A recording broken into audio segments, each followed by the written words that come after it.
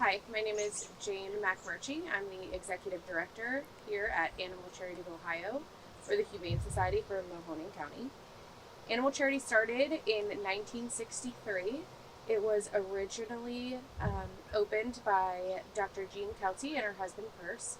They started with a two crate setup in the garage of their house, and it has been ever evolving since 1963. It's moved several times, which has led us to where we currently are on Southern Boulevard in Boardman, in a 22,000 square foot building that is currently under construction. And we chose this spot so that way Animal Charity would never have to move again, and this will be the forever home for our organization moving forward.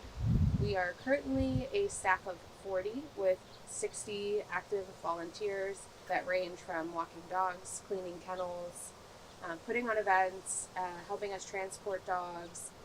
Our staff is comprised of 4 humane agents. Our humane agents are law enforcement within the state of Ohio that are sworn in through our county probate judge. And our main and primary focus is to investigate crimes against companion animals.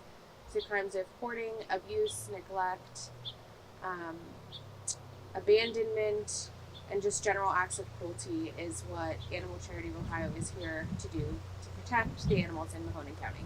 We are currently in the process of construction. We currently have 90 dogs in this facility. We have 50 dogs still in our rental facility in Canfield, which are slowly being brought over here. But altogether, we have 270 animals that are in our care. Those range from small animals to exotics, roosters, but we can rescue anything from a fish to a cow. Doesn't matter if it's a dog or a cat. All of our dogs that come in, all of our cats that come in, and our animals are usually starting out in pretty rough shape.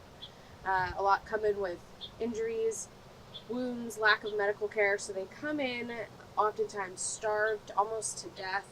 They'll have gunshot wounds, stab wounds, wounds from living in a hoarding house, or just general not being cared for concerns.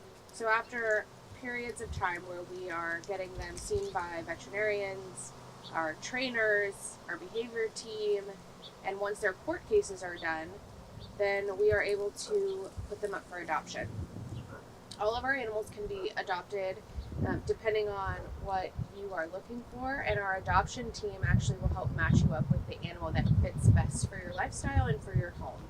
Our adoption process is pretty rigorous. There are hoops to jump through because we do want to make sure that our animals are not ending up in the wrong hands. So we always ask that people be patient with us because it could take some time. But it's to ensure that our animals are being set up for success, which is our main priority in finding them a home. We have dogs that have been with us for 6-7 years.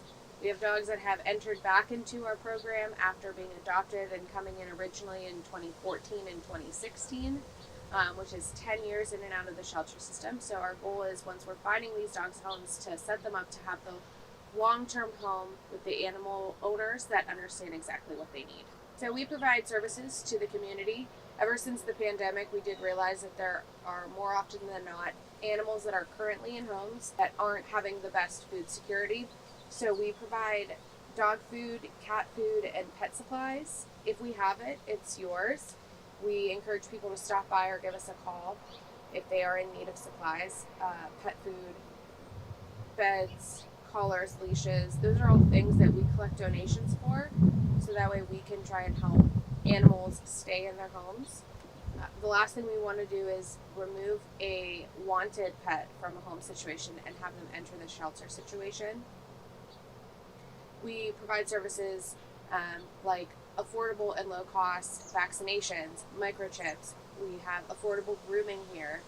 So anything that you may need to be able to keep your pet in your home and you're being responsible, we will help you get through those services. We provide affordable and low cost spay and neutering for cats, and hopefully soon enough we will be extending those services to dogs as well. We understand that owning a pet is incredibly pricey in this economy and just the general standard of our country right now. There is a crisis going on for the animal welfare system and services, lack of funding, lack of help, and there are humane societies and shelters all across this country that are working overtime to try and keep our pet population in the shelter system down and keep animals within their home setting.